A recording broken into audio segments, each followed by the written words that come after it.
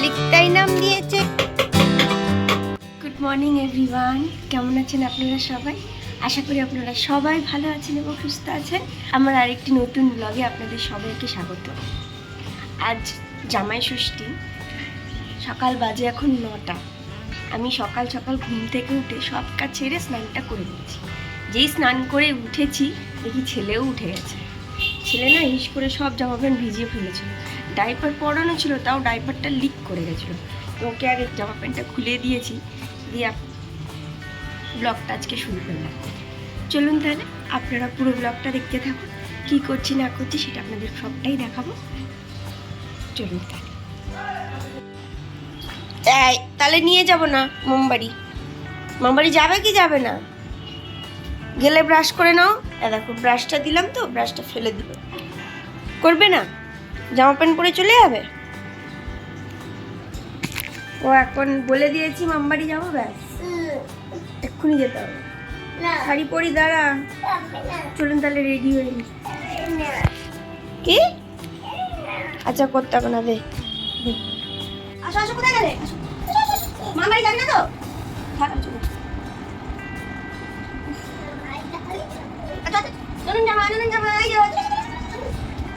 এই যে আমার পাপা এই জামাটা পরবে, এটা পাঞ্জাবি, এটা হচ্ছে প্যান্টু। মা ডাইপার পরে নি তো।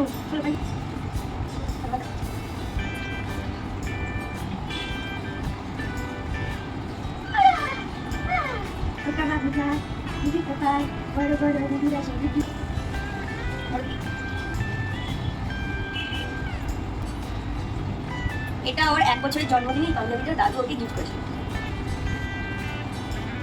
এটা করে 1 বছরের জন্মদিনে বাচ্চা পেয়েছিল।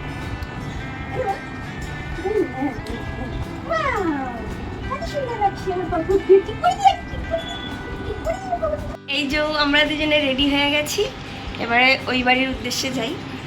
একটা ব্যাগ আছে, সেই ব্যাগটাকে নিয়ে এইটাকে নিয়ে যেতে হবে। তো যেতে যেতে তো ভিডিও করতে পারবো না, সে আপনাদের সাথে আমার বাবা বাড়িতে গিয়ে আবার দেখা হচ্ছে।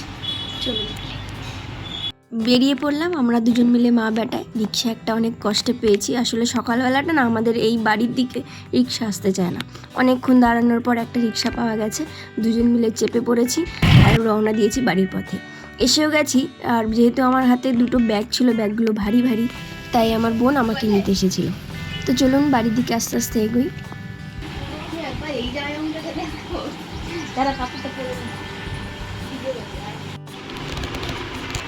এখন কোলে করে নিয়ে খাওয়াতে হবে।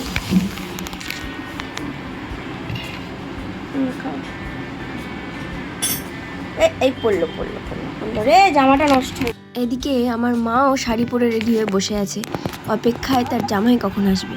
আর জামাই ষষ্ঠীর দিন জামাইয়েরই কোনো পাত্তা নেই। সে আসবে অনেক দেরিতে, ঘরে এখন ঘুমাচ্ছে। আমি তো সকাল সকাল চলে এসেছি, মায়ের হাতে হাতে কিছু যদি কাজ করে দিই তাহলে কাজটা তাড়াতাড়ি এগিয়ে যাবে। তাও এসে দেখলাম মা সকাল সকাল অনেক কিছুই করে ফেলেছে। এদিকে 5-6 রকমের ভাজা, ডালটাও সিদ্ধ বসিয়ে দিয়েছে, মাছগুলো ভেজে রেখেছে। আমি শুধু এসে কয়েকটা রান্না করে নিয়েছিলাম।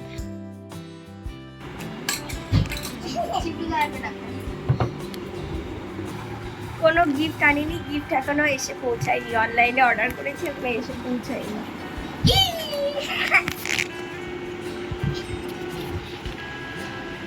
ছেলে আমার এই পাঞ্জাবিটা পরে খুব আনন্দ পেয়েছে, কিছুতেই গা থেকে খুলতে চাইছে না। আমিও বারবার বলছি বাবাই খুলে স্নানটা করে নাও, সে কিছুতেই রাজি নয়। ওই পাঞ্জাবিটাই নাকি ও সারাদিন পরে থাকবে। আর এত গরমে ফুল হাতা পাঞ্জাবি পরিয়েছি, ওকে দেখে তো আমারই গরম লাগছে, কিন্তু সে যে গা থেকে মোটেও খুলতে চাইছে না। আমি রান্নাঘরে এসে রান্না বসিয়ে দিয়েছি। আসলে রান্না কিন্তু অনেক রকমেরই হয়েছিল, কিন্তু আমি সব ভিডিও করতে পারিনি। কয়েকটা ভিডিও একটু একটু করে করেছি, সেটাই আপনাদের সামনে তুলে ধরেছি। এদিকে তো আমি সবার শেষে চিকেন কষাটা বসিয়েছি, আর তার আগে আমি রান্না করেছি মাছের কয়েকটা রেসিপি, সেটা আমি আপনাদেরকে পরে বলছি কী কী রান্না মোটামুটি শেষের দিকে চলে এসেছে। জামা না পরে খালি গায়ে ঘুরে বেড়াচ্ছি। যদিও আজকে একটু গরম আছে, কালকে ভালো বৃষ্টি হয়েছিল, ওয়েদার পুরো ঠান্ডা ছিল। আর রান্না মোটামুটি শেষের দিকে, চিকেনটা হলেই হয়ে যাবে। চিকেনটা কষা চলছে, এদিকে আমার মা বাসন মাজছে। আর মোটামুটি এই যে চিকেনটা মোটামুটি কষাও হয়েও গেছে। দেখি আর একটু কষলে, মানে এই চিকেনটা না একটা দেশি টাইপের, মানে দেশি মুরগি বলা যেতে পারে, ব্রয়লার। তো এটাকে একটু বেশ করে কষাতে হবে। আমি কিন্তু কালার কালো হয়ে গেছে অটোমেটিক্যালি, এর মধ্যে সেরকম কিছুই করিনি, নর্মাল যেমন চিকেন বানায় সেরকমই বানিয়েছি, কিন্তু অটোমেটিক্যালি কষতে কষতে কালার কালো হয়ে গেছে। জামাই তো এসে গেছে আর মিষ্টির ক্যান এনেছে, সেই ক্যান খুলতে গিয়ে আমাদের নাজেহাল অবস্থা, লাস্টে ছুরি দিয়ে তাকে খুঁচিয়ে খুঁচিয়ে খুলতে হয়েছে। এই যে আমাদের জামাই অনেক দূর থেকে কষ্ট করে এসেছে, এখন একটু বসে রেস্ট নিচ্ছে। আর এদিকে আমার দুই ছেলে বসে বসে খেলা করছে। আর চিকলুর দিকে আমি যখনই ক্যামেরা ঘোরাই তখনই এই দুটো আঙুল ক্যামেরার দিকে তাকিয়ে হাসতে থাকে। যাই হোক, এবার জামাই বসবে, আসল জামাই আদর শুরু হবে। এ দেখুন এই আসনটা দেখতে পাচ্ছেন, এই আসনটা আমার দিদুন আমার মাকে বানিয়ে দিয়েছে, নামটাও লিখে দিয়েছে। কত সুন্দর হয়েছে না? আপনি আর আমাকেও এরকম একটা বানিয়ে দিয়েছে, খুব সুন্দর, আপনাদেরকে একদিন দেখাবো।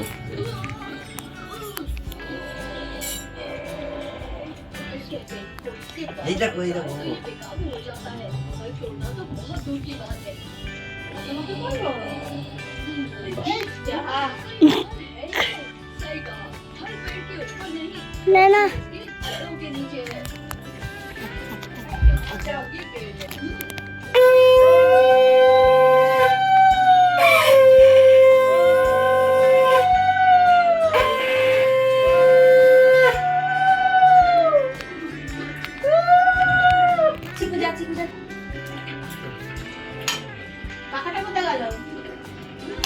এই উপরে পাখাটা দিয়ে হাত দিতে হয়।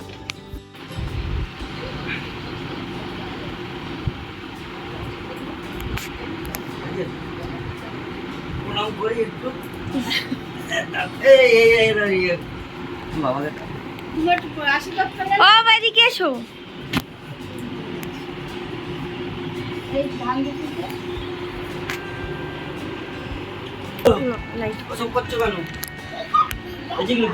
অল্প করে খাও, ভাত খেতে হবে।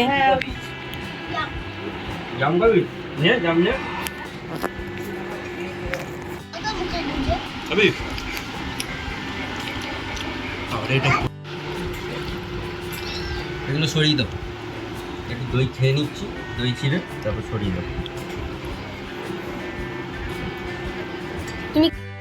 ব্যাস, এবার জামাই খেতে বসে পড়েছে। চলুন আপনাদেরকে বলে দিই আমাদের সেদিন কি কি রান্না হয়েছিল। রান্না হয়েছিল মাছের মাথা দিয়ে ডাল, পমফ্রেট মাছের সর্ষে বাটা দিয়ে ঝাল, কাতলা রেজালা, চিকেন কষা আর চিংড়ি মাছের ঝাল মতন করেছিলাম। তবে খুব একটা খেতে ঝাল হয়নি, কিন্তু খেতে ভালো হয়েছিল। 5 রকমের ভাজা ছিল আর চাটনি আর মিষ্টি, এই ছিল সেদিনকে রান্না। এদিকে সবাই খেতে বসে পড়েছে, চিকলু, আমার ভাই, সবাই বসে পড়েছে। আমরা তো খাওয়া দাওয়া করে একটু রেস্ট নিয়েছিলাম। আর এদিকে আমার অফিসের কাজও চলছিল, সেটাও করছিলাম আমি খাওয়া দাওয়ার পরে, তাই আমার আর সেই রকমভাবে ভিডিও করা হয়নি। আর এদিকে দেখুন বিকেলবেলার দিকে আমরা একটু ছাদে এসেছিলাম, আর সেই পাঞ্জাবিটা ওকে আবার পরিয়েছিলাম কিছু ফটোশ্যুট করার জন্য। তারপর তো বিকেলবেলা মানে সন্ধ্যেবেলার দিকে নিচে নেমে এসেছিলাম। আর এদিকে আমাদের ডল্লু রানীকে নিয়ে আমি একটু খেলা করছিলাম। আর এদিকে আমার ছেলেটা সারা ঘর জুড়ে দুষ্টুমি করে বেড়াচ্ছিল, একবার এদিক একবার ওদিক, এখানে ছুটে ছুটে বেড়ায়, ছুটে ছুটে বেড়ায়। এইসবই ও মামার বাড়ি আসলে, ও শুধু মামার বাড়ি নয়, ও বাড়িতেও এরকম করে, এক জায়গায় একটুও বসতে পারে না, সারাক্ষণ খালি তিরিং বিরিং করতে আছে।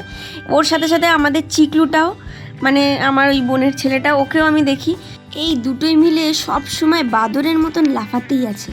একটা সেকেন্ড দুটো যদি চুপ করে বসে থাকে, সারাক্ষণ এই করতে থাকে। আমি তো মানে অস্বস্তি হয়ে যায় মাঝে মাঝে, কিন্তু কি করব, আমার ছেলেটা তো ঘরে আটকা থাকে, যেই একটু ছাড়া পায় ও এরকমই করে, তাই আমিও করতে দিই, করে নিই। ঘরে গেলে তো সেই আটকাই পড়ে যাবে, তাই না বলুন?